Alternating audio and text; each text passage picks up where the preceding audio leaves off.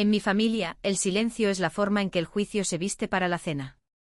Ellos no gritan, no discuten, simplemente cortan con sonrisas y el tintineo de las copas de cristal. En esa mesa el estatus es la moneda de cambio, y yo he estado en bancarrota ante sus ojos desde el día en que me alisté. Mi nombre es Elena Castro. Serví 12 años en la inteligencia militar con 3 misiones internacionales, 2 menciones de honor y una medalla que nunca les mostré. Al dejar el servicio, levanté una empresa de ciberseguridad desde cero, sin prensa. Ni titulares, solo contratos, código encriptado y resultados silenciosos. Sin embargo, para ellos, sigo siendo la hija que no fue a la facultad de Derecho, la que prefirió las botas tácticas a los tacones de diseño. Por eso, cuando entré en el comedor aquella Nochebuena, vistiendo un abrigo sencillo y sin una gota de maquillaje, nadie se levantó. Nadie me preguntó cómo estaba. Mi madre me miró por encima de su copa de vino y me dedicó el tipo de sonrisa que la gente reserva para los extraños con los que no planean hablar 2 veces. Colgué mi abrigo detrás de la silla al final de la mesa, esa silla que siempre queda libre, aunque la lista de invitados esté llena. Y mientras me sentaba junto al centro de mesa marchito que nadie se había molestado en cuidar desde hace años, pude sentirlo. El veredicto ya estaba formado. Pensaban que estaba allí solo para comer. No tenían idea de que traía la verdad conmigo doblada en el bolsillo de mi chaqueta. El asado ya estaba en la mesa cuando me senté bañado en un glaseado de hierbas que olía más a pose que a comida deliciosa. Frente a mí, Gonzalo ya iba por su segunda copa de Rioja y estaba a mitad de una historia sobre su nuevo cliente, un futbolista famoso enfrentando cargos por evasión fiscal. Parecía que nadie notaba que yo había llegado, lo cual era apropiado, no. Esperaba un desfile, pero tampoco esperaba sentirme como un estorbo en la mesa de mi propia infancia. La voz de mi madre cortó el ruido de los cubiertos. Viniste al fin, dijo sin mirarme, no estaba segura de si tu agenda te lo permitiría con lo que sea que hagas hoy en día. Eso provocó algunas miradas divertidas de mis primos. Gonzalo sonrió con suficiencia. ¿Sigues con esas cosas militares, Elena? Señaló con su copa como si fuera un puntero. Pensé que ya te habías retirado de jugar a los soldaditos. No respondí, simplemente alcancé la jarra de agua. El silencio los incomodaba, a mí me daba calma. Desde el otro extremo mi tía Sofía intervino. Saben, mi Tomás acaba de ser ascendido a socio junior, el segundo más joven de la firma, sonrió a nadie en particular. Y añadió, hizo prácticas para un juez de la Audiencia Nacional el año pasado. Eso realmente le abrió puertas. Asentí, no porque me importara, sino porque aprendí hace tiempo que asentir requiere menos esfuerzo que fingir estar impresionada. Elisa compró un ático en Arturo Soria, añadió alguien, cerca de la zona diplomática. Qué bien, dije sirviéndome guarnición en el plato sin probarla.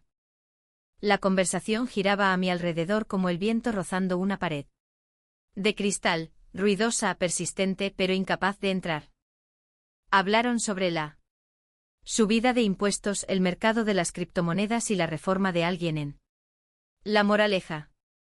Ni una pregunta sobre lo que yo había estado haciendo. Ni una menciona los años que desaparecí entre contratos y zonas de conflicto, o de por qué no había enviado ni una sola tarjeta de Navidad porque no tenía una dirección lo suficientemente estable para recibir correspondencia. Mi padre estaba sentado a 2 asientos de distancia, silencioso como siempre. No me había mirado desde que llegué, pero vi cómo sus ojos se desviaron hacia mis manos. Cuando tomé el pan. Sin anillo de compromiso, sin manicura, solo callos y uñas cortas y limpias. No eran el tipo de manos que esta familia consideraba femeninas ni las que aparecían en las fotos familiares. Entonces Clara, la hija De mi primo, que apenas tiene 13 años y estaba pegada a su móvil, levantó la vista y dijo, ¿no estuviste tú en Najaf aquel año? Lo vi en un hilo de redes sociales, mencionaban a una oficial mujer. Toda la mesa hizo una pausa. Yo no. Me moví. Gonzalo se rió torpemente, sí, claro, como si Elena hubiera estado en esa misión. Doblé mi servilleta sobre mi regazo. Nadie notó como la mano de mi padre se tensó ligeramente sobre su tenedor, ni como mi chaqueta, colgada atrás de mí, se movió con la corriente de la puerta de la cocina. El forro se había soltado y, en algún lugar debajo, algo plateado empezaba a captar la luz. Mi padre lo notó primero. No con palabras, sino con una quietud absoluta.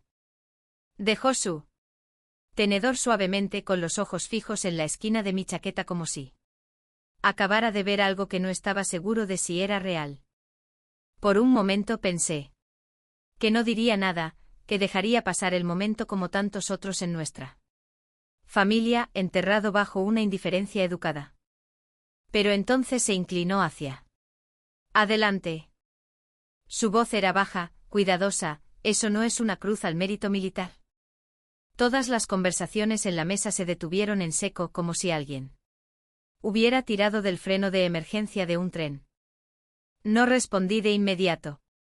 Solo acomodé la servilleta como si no lo hubiera oído, como si estuviéramos hablando del clima. No lo es, dije finalmente. Gonzalo frunció el ceño. Espera, ¿qué? Mi padre se reclinó un poco sin apartar la vista de mi abrigo. Es de plata.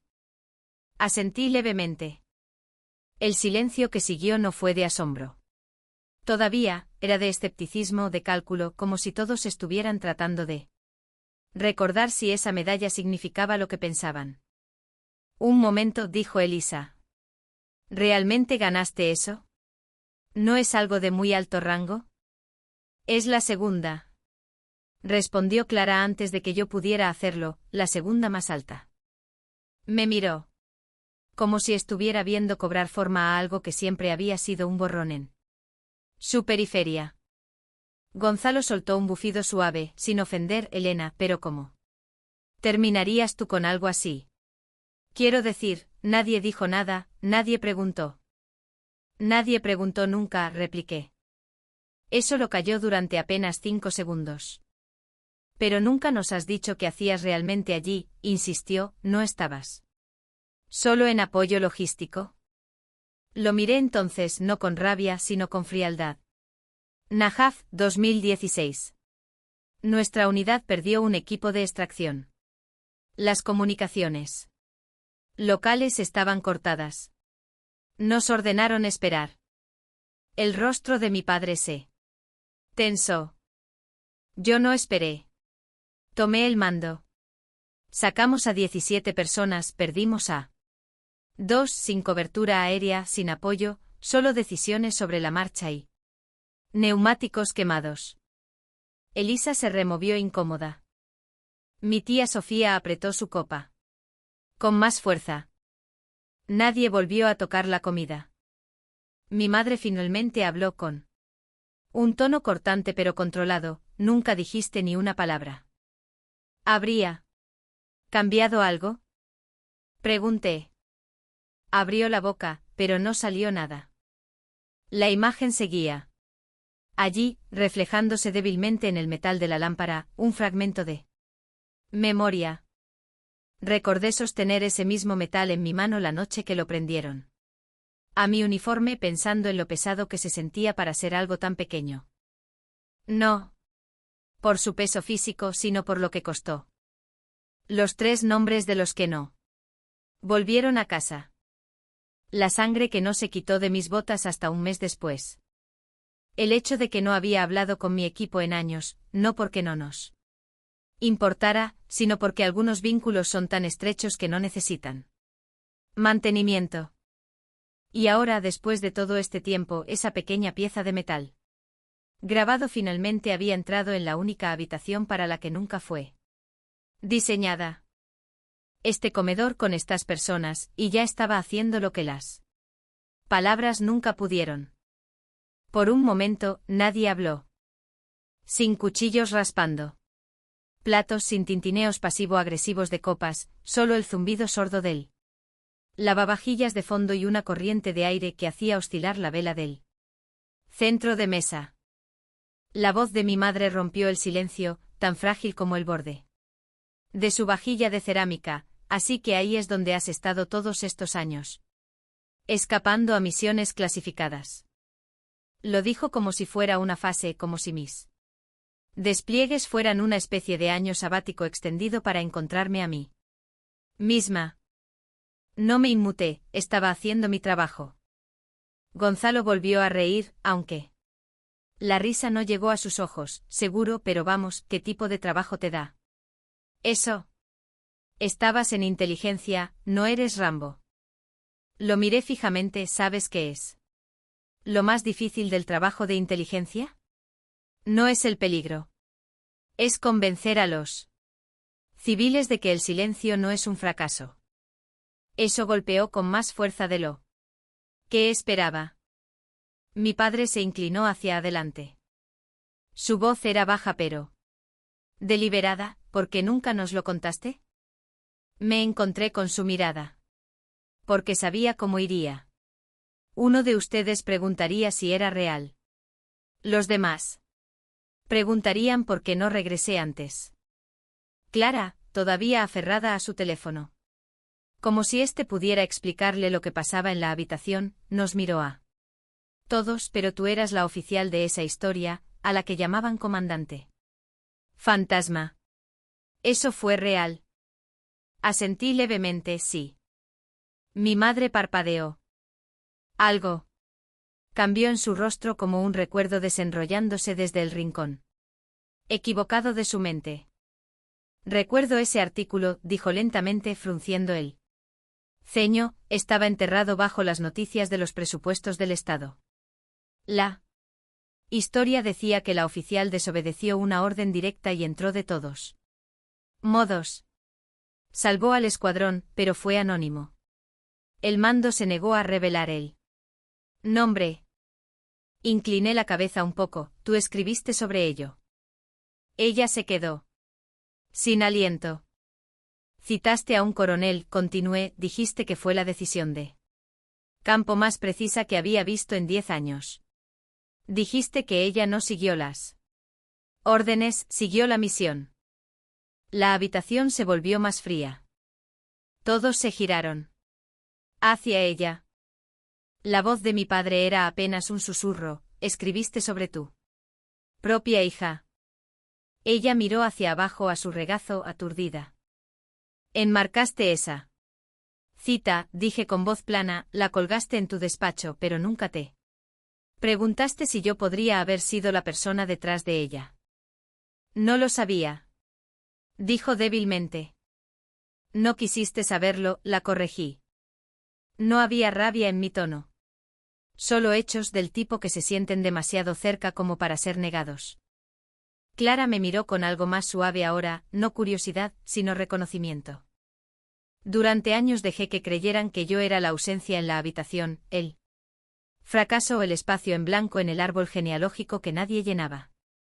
Pero esta noche la historia se estaba escribiendo de otra manera. Y por una vez, ellos eran los que se quedaban sin palabras. Mi madre no habló durante un rato. Se quedó mirando el borde de su copa como si el vino pudiera ofrecerle alguna versión alterna de la realidad a la que aún pudiera aferrarse. Recuerdo la cita del coronel, dijo finalmente con voz casi inaudible, la usé como la frase de cierre. Me hizo creer que el periodismo todavía significaba algo. Asentí. Despacio, lo significaba. Solo que no te diste cuenta de sobre quién estabas escribiendo. Gonzalo se removió en su asiento. Espera, vuelve atrás. Fuiste tú. Todo eso.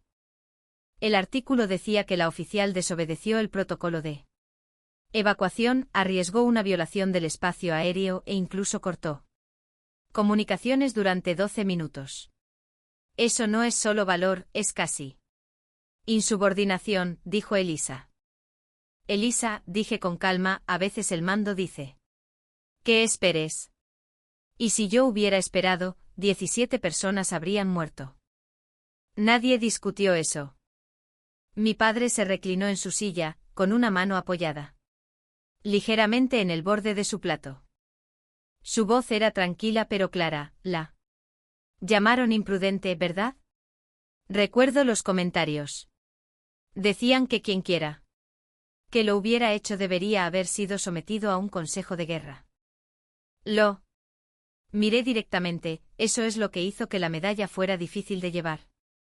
Al otro lado de la mesa, mi tía Sofía intentó rescatar el momento con una risa. Nerviosa, bueno, ¿no es increíble?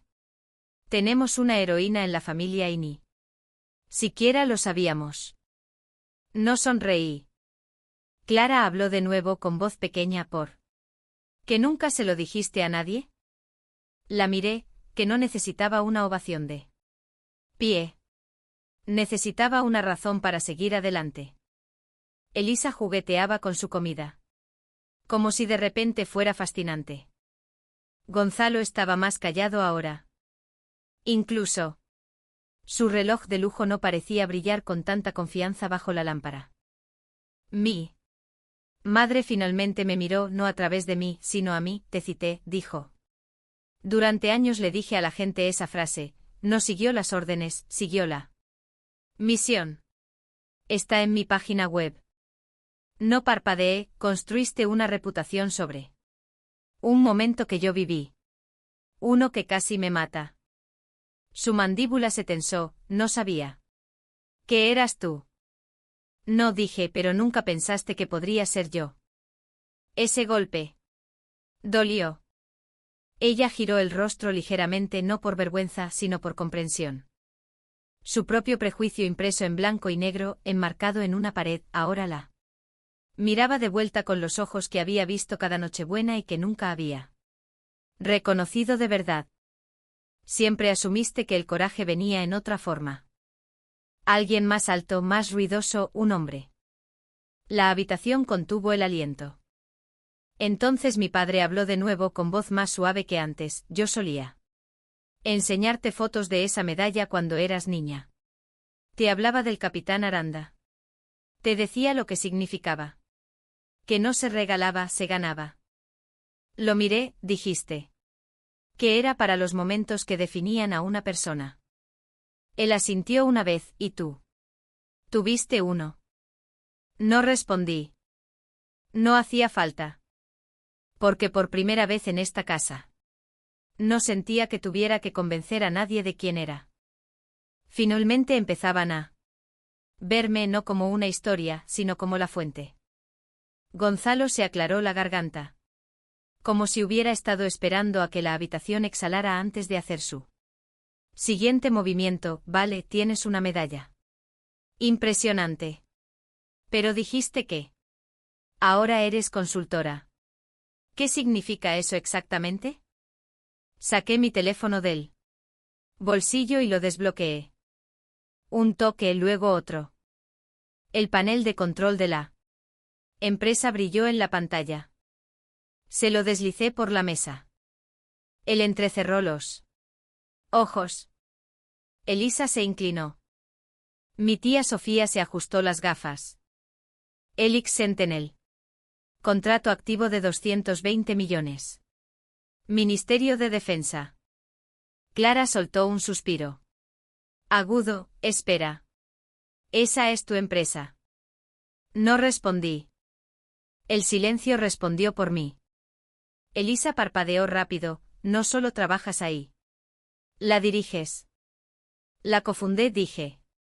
Nos especializamos en modelos de amenazas preventivas para infraestructuras críticas. Ciberdefensa a nivel estatal. Gonzalo me miró como si hubiera hablado en otro idioma, pero ni siquiera publicas nada en LinkedIn. Ese es precisamente el punto. Mi padre volvió a mirar la pantalla, entreabriendo los ojos. Esto es seguridad de alto nivel.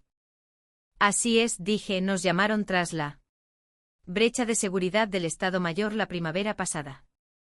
Nuestro código detectó la primera anomalía. Nadie tuvo nada ingenioso que decir después de eso. Elisa, susurró, ¿por qué nunca dijiste nada? Me recliné en mi silla, ¿por qué?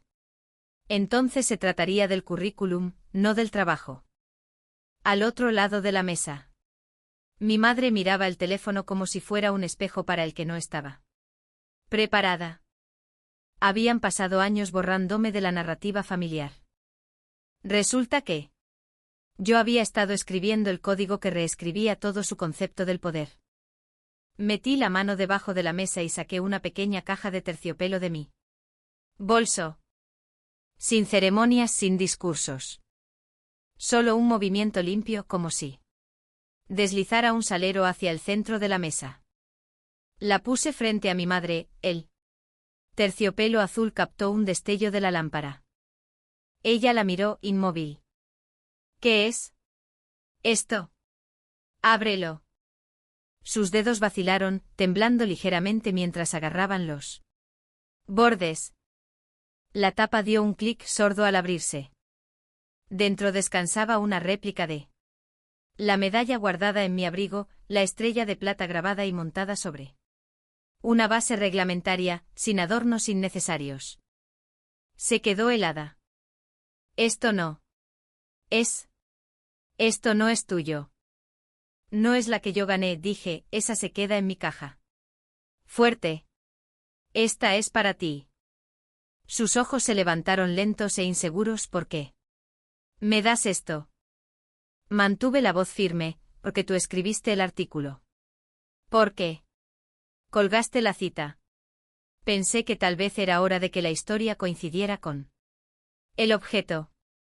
Su boca se abrió y volvió a cerrarse. Sus manos se cerraron sobre la caja como si no confiara en que no fuera a desaparecer. Mi padre se inclinó con los ojos aún en la medalla. ¿Se la vas a dar a ella? Asentí, ella ya construyó un marco para el momento. Yo solo le estoy dando el resto. Por un instante nadie dijo nada.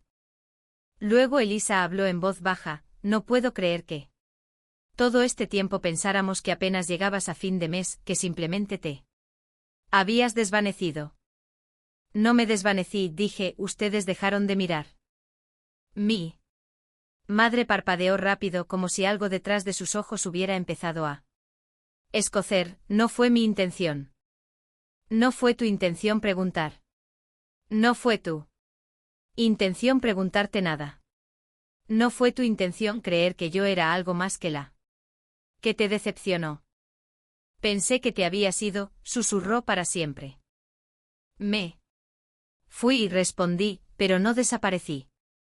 Al otro lado de la mesa, Gonzalo de repente estaba muy interesado en su servilleta. Mi tía Sofía se sirvió más vino. Clara parecía estar memorizando cada detalle del momento con sus manos pequeñas entrelazadas en su regazo, mirando alternativamente la caja y mi rostro. Miré la réplica. No era un trofeo. Era un espejo. Y se lo estaba sosteniendo a la mujer que una vez me dijo que me hiciera soldado si tanto quería, pero que no volviera llorando cuando eso me destrozara. Nunca lloré. Y no me destrocé. Pero recordé.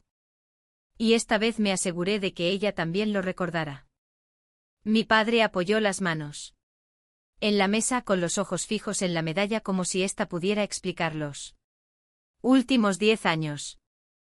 Yo solía enseñarte fotos de esto, dijo en voz baja. Te decía que era el tipo de honor que no solo se lleva puesto. Se carga con él. Asentí, lo hice.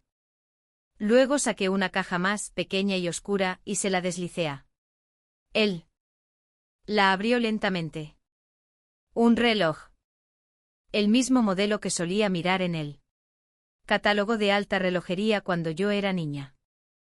Edición limitada. Nunca lo compró, decía que la perfección no era para él. Me enseñaste a respetarla. Precisión, dije, se me quedó grabado. Se le cortó la respiración. No habló. Pero su mano revoloteó sobre el reloj como si fuera algo sagrado. La habitación había cambiado.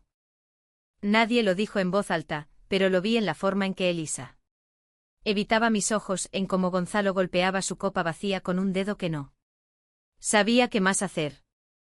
Incluso mi madre estaba en silencio con la servilleta apretada con demasiada fuerza. Me levanté.